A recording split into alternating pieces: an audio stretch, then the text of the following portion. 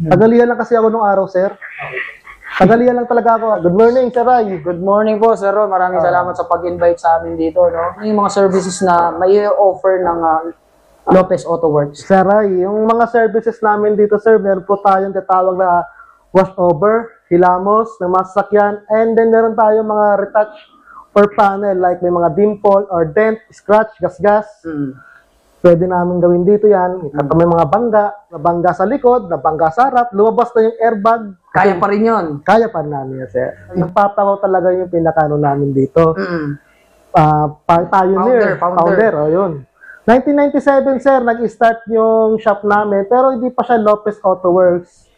Ang pangalan po dun sa shop ng father ko, J.R. Lopez, which is dito rin sa may Las Piñas, nakalocate sa Marcos Alvarez. Natuto kami sa father ko, kapatid ko, pinsan ko, bayo ko, pati ako. Dahil sa father nyo? Yes, sir. Kasi si Papa kasi, ex-Saudi siya, na sa Riyadh, nagtatrabaho, pintor po siya doon. Nagulat ako kanina, hindi ko inaakal.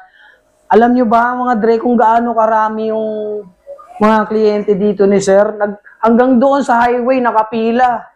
Meron pa dito sa loob. Ganun. Sa paligid nyo, Sir, ano yung dahilan? Bakit yung pagtangkilik sa inyo ng mga customer ninyo, yung mga kliyente po ninyo? Sa akin, sir, no, yung pinangkilik nila yung aming service, which is ito yung hindi naman siya kataasan ng singil namin, is quality naman. Correct. Importante lang. Importante kasi, sir, dito yung quality. Para yung, ano namin, sir, yung mga customer namin, marukumit din kami sa mga kakilala, kaibigan, kamag-anak. Bilis yung ginagawa yung service na gusto ng customer, pero quality naman. Yes, sir. Quality naman po, sir. Kagaya nung ni Sir Rice kanina, yung na-interview natin, no? Totoong maraming customer talaga dito si Sir at isa na po sa masusugid na customer ng Lopez, si Sir Rice. Sir Rice, taga saan po kayo? Batangas pa po, Nasugbu. Almost 3 hours po yung biyahe bago ako makarating dito. Talaga, dati pa po ba dito na kayo nagpapagawa? Yes po. Nagre-review po kasi ako sa page ni Sir Lopez.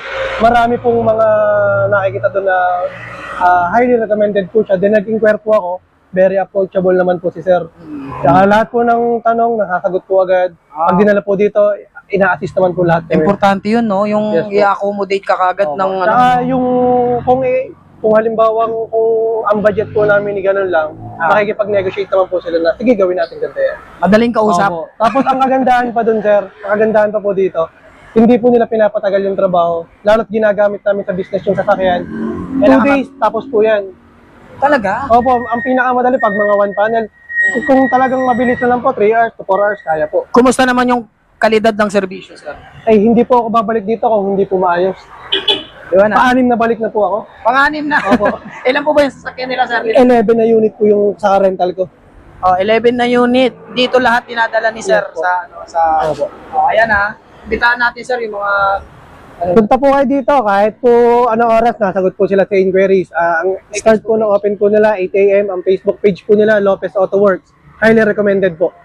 ayan si Sir na nagsabi, hindi na ako. I'm sure gustong malaman ng ating mga followers kung magkano ba ang serbisyo dito sa AutoWorks. Depende sa service natin. Actually, sir, starting price namin, sir, sa per panel, retoke, 1.5 per panel. And nagda-down kami ng 1.4 per panel kasi nagpo-promo po kami. Okay. Sa per panel po yon. Sa mga hilamos or washover, nagpa-package po kami ng promo sa sedan, 24,000, kasama na po yung 4 na mags. Okay, kasama na. 24,000. Okay, paliwanag natin sa mga walang idea kung ano yung hilamos na yan. Yes, sir. Ang hilamos kasi mga ma'am, mga boss, yung hilamos po niyan, yung po isang buong kotse, may-repaint natin. Okay. 10 unit. Okay, buo yun Buo po yun, kasama boss. na yung mags. Kasama na yung mag, sir. Okay. Okay. So, yun yung hilamos. Mabilis lang. 1 day lang, sir. 1 day lang. one day finish lang niya, sir. Nakakagulat dito kasi nakita ko kanina, sobrang dami nung gumagawa, kaya palang bilis ng serbisyo. Opo, sir. Tsaka may kanya-kanya silang assignment, no? Yung mga tao ninyo, no? Ikaw dito sa dents, ikaw dito sa tapos finishing. Opo. At saka may proseso. May process. May process. After dito, finishing natin dun sa buffing area na. Sa estimate nyo po, nakakailang unit po kayo sa maghapon? Maghapon, sir. Kasama na, sir, mga siguro, mga gabi. Hanggang gabi? Hanggang gabi. Mga Morning hanggang gabi? 8 to 11 PM ng gabi. Mga 14 kotse, sir, nakakalapas kami. 40. 40? Opo, sir. Grabe. Ang goal kasi namin dito, boss, one day lang talaga eh. Pag sinabing one day, boss, tapos kung tapos. Yun po yung goal namin po dito sa aming shop, sa Lopez Auto Works. Sir, saan namin matatagpuan itong Lopez Auto Works? Naka-location kami, sir, sa may Marcos Alvarez. Along Las Piñas lang po kami. Along the highway din po kami. Dito kami, sir, meron po kaming Google or Waze na nakalocate po. Search nyo lang po sa Waze or Google, Lopez Auto Works / Ron Lopez. Okay. Halimbawa, may gusto mag-inquire. Inquire. Anong pangalan ng page natin, sir? Meron po tayong page, mga boss, no? Lopez Auto Works po. Ang aming page. Ayan. Ang tinatanggap nyo po ba ditong mga unit, mga ano lang, 4 wheels lang, mga kotse, ganito? Kahit motor, sir, pwede. Motor pwede rin. Opo. Kahit motor, bike. Basta may about painting. Siyempre, sir, pagka nagpa-repaint tayo ng kotse, halimbawa, pag wash over, makintab mo siya pag binapping. Yes, opo. Pag gusto pa talaga makintab, tapos long lasting na maganda yung pagkaka-quality talaga, yung tumatalbog yung mga tubig sa ulan, yung talaga hindi siya maano ng mga halikabok, Opo. ay re-recommend ko, boss, ceramic coating. Ayun po. After ng na yun, final na yun, sir, no? Yes, sir. Finishing na yun. Yes, sir. After 3-step na batting namin, tsaka natin na-apply yung ceramic coating. Pagka naka-ceramic coating ba, sir, matagal mag-fade yung paint ng sasakyan? Yes, sir. Protection po siya sa top coat, tsaka sa mga weather. Nakita ko, laki ng building na to. Meron pa po ba kayong mga businesses dito na bukod dito sa Lone Auto Works? Yes, sir. Mayroon pa tayong sir, canteen, salon, at yung computer shop. Walang masyadong ginagawa si sir, no? Sir, bakit yung ginalagay yung ganyang mga business dito sa katabi ng ng Lopez Auto Works? Para po sa mga client na nag-waiting sa mga sasakyan nila, ang ginagawa dito sa shop, meron pwede silang tambayan. Tama. Merong canteen. Pagka meron gusto nilang maghalo-halo, meron din po tayo yan. Milk tea. Pag nagutom, may kakainan sila. May kakainan, may biryani pang sara. Pag nainip ka, punta ka sa salon. Sa salon, sir. May manicure, may pedicure. Kompleto, may mga barbers po tayo. Tapos may computer shop din May sila. computer shop din tayo, mga boss. Basahin niyo yung mga yung mga reviews naging clients ng Lopez Auto Works. Ang gaganda ng mga reviews. So, tignan niyo po yung page ng Lone Auto Works sa Facebook page. At sila na po magpapatunay kung gaano kalupit yung serbisyo nila dito. Iniimbitahan ko po kayo, mga boss, kung meron po kayong problema sa sakyan nyo, meron kayong gas-gas or mga dent, ay pwede nyo pong pagawa sa amin at magagarantiyan namin dito, mga boss, na quality naman po ang aming trabaho dito. Sir, tawa nga ng bakal, sir. Baka. Okay, sir. Maraming. Kayo po ba, sir, wala kayong plan na mag-put up ng another branch? Actually, sir, meron po kaming meron kaming plan pero hindi pa namin sure kung kailan ito mangyayari. Okay. Iniisip niyo na, pinaplano na. Pinaplano na po. Tanong ko lang, nabanggit niyo po kasi kanina na ang founder ng company niyo is yung tatay po ninyo. Ano po? Yes, sir. Nung nag-umpisa pa siya sa mababa din o talagang biglang malaki kaagad? Paano ba? Hindi, nag-umpisa, sir, sa talyer lang. Yung maliit na talyer lang talaga. Yung kasyang kotse, siguro mga 7. And then yung mga customer na, siyempre, wala pang Facebook. Apo. Mga walk-in, makakilala, mga kaibigan, gano'n. Pag inutusan ako ni Papa ko na itong gawin mo, yun yung ginagawa ko. Halimbawa, siyempre, first timer, helper nga, kumbaga eh. Okay. Lihain mo tong kinakalawang, tanggalin mo yung gano'n. Kasi, in-script na metal pala yung kotse nung pinapagawa ng client doon sa papa ko nung araw eh. Apo. May mga, siyempre, mga rust-proofing, mga kalakalawang, pinalihain ng maayos yun. Tapos inutusan nila akong tagalihan lang kasi ako nung araw, sir. Tagalihan lang talaga ako. Actually, pagka sinabi ni Airpat, ganun din gagawin ko. Kung ano yung inutos niya? Kung ano yung inutos niya. Kasi para sa akin, gusto ko yung parang matuto ko eh. Yung susunod ako. And along the way, natuto kayo? Yes, sir. Dahil sa pag-helper nyo kay papa ninyo? Yes, sir. Okay, pero hindi ganoon kadali. Gano'ng katagal yung na yun, sir? Mga ilang taon yun? Mahabang taon. Mahaba din. Mahaba rin. Siguro mga, let's say, sabihin natin, sir, mga 7 years. Okay. Kasi hindi ka naman basta-basta sir mag-ano matututo ka na ng ganito lalo na pintura ng sakyan. Ang ano kasi sir, pinaka matagal kasi matutunan sir, sa totoo lang sir, yung pagkaka-preparasyon ng sakyan, yung may masilya. Pero yung spray, yung paint, mabilis na lang yun eh.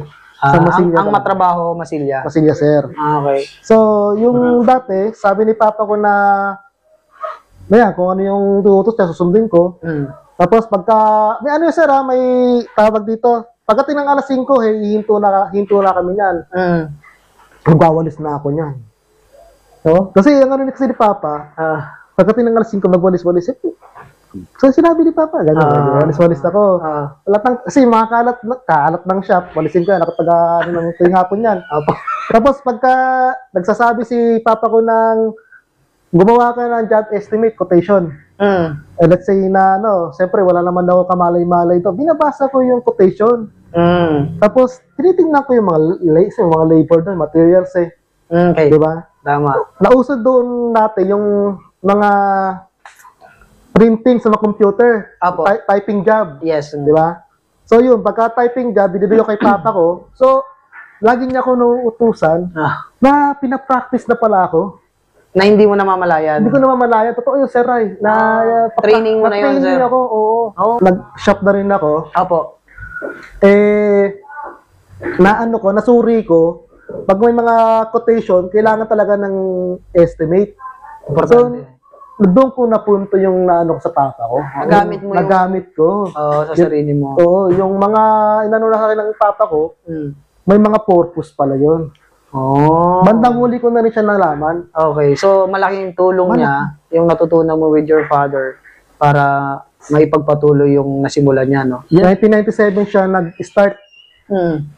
Kasi pagkagaling niya sa Riyadh, late 80s, hindi na siya pinano ng mama ko, hindi na siya pinapunta sa Saudi. Kasi ang gusto nila mag-canteen tsaka mag-talyer. Magnegosyo na lang. Magnegosyo. Yes, may hirap nga naman talaga maging OFW. Si Papa ko kasi boss, sobrang sipag, pati yung Arabo pumunta rito sa Pinas. Bakit daw po? Sinusunto siya. Ayaw siyang pakawalan. Ayaw siya pakawalan. Ganun po, kumbaga parang nakita kasi ng Pilipino talaga. Malaking kawalan siya sa company, parang ganun. Yes sir. Kasi wala na kami sa may talyer ng papa ko di ba?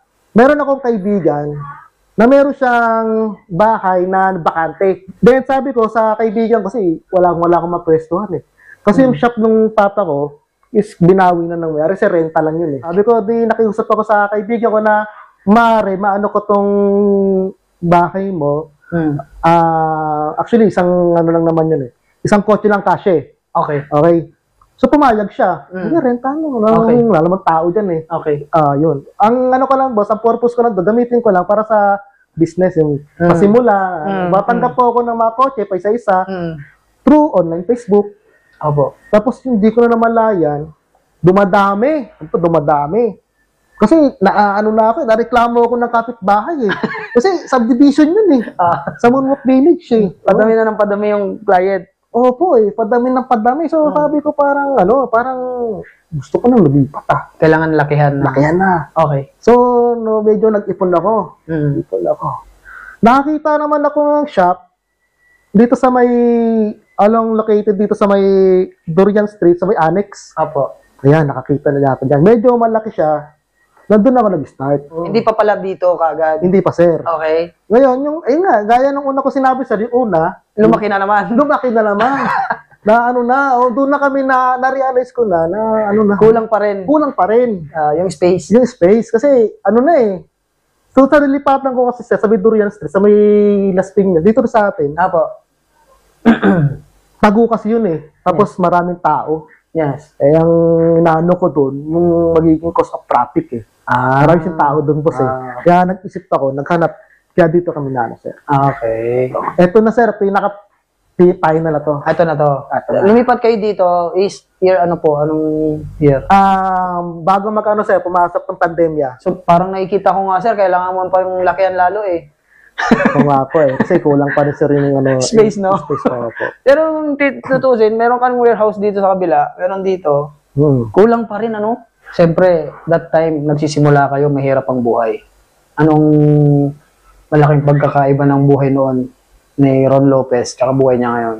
Yung pinagkaiba, sir, medyo nagkaroon ako ng konti. Tutuwa naman, nag-bless naman ako. Konti lang talaga. Financial freedom. Yes, sir, yes, sir. Okay. Tapos yung time na, yung noon, pinagkukumpara ko yung sarili ko nung dati, siyempre, parang makikita ko yung sarili ko na, ay, bago pala. Pero yung, ano kasi sa pagkaka-13 ko sa mga tao, hindi na po nagbabago. Baga kung ano pa rin ako yung nung araw, ganun pa rin ako ngayon. Manatiling nakatapak sa lupa, sir, di ba? Yes, sir. Hindi pa, lalo na sa leadership, importante yun eh. Yes, sir. Siyempre, kayo po yung may-ari nito. Yung pakikisama nyo sa mga tauhan ninyo is dapat nandun pa rin. Apa. Pwede nyo kaming bigyan ng advice para dun sa mga nagsisimula pa lang na mag-put up ng negosyo. Yung mga, ano boss, yung mga nag-i-start pa lang sa mga ganyang business, or ganito kaparehas namin dito sa shop. Tuloy-tuloy lang, may magsusuko. Kung may mga di maganda nangyayari, Kasama yun. kasama talaga yun. Hindi pwedeng pagsubok yung boss eh. Yes. Hindi pwedeng hindi wala yun. Hindi pwedeng nasa, ano tayo, pagka nasa ano, aangat talaga. Hindi, may mga, yung trials yan. Tuloy lang, huwag susuko mga boss.